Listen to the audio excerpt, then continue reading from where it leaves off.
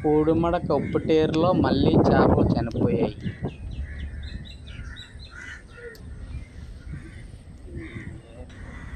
ఇంతకుముందు ఒక 3 టన్నుల చేపలు చనిపోయాయి. ఇప్పుడు ఏమనగా ఒక 2 టన్నుల చేపలు చనిపోయాయి.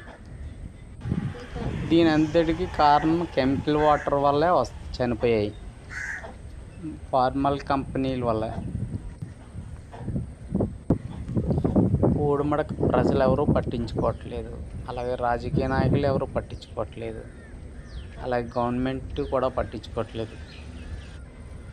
ఈ వాటర్ తోటే ఉప్పు కూడా పండించేస్తున్నారు. ఈ ఉప్పు తిన్నా ప్రాబ్లమే అవుతుంది, ఈ చేపలు తిన్నా ప్రాబ్లమే అవుతుంది. దయచేసి ఎవరు ఈ చేపలు తినకండి, ఇందులో పండించిన ఉప్పు తినకండి.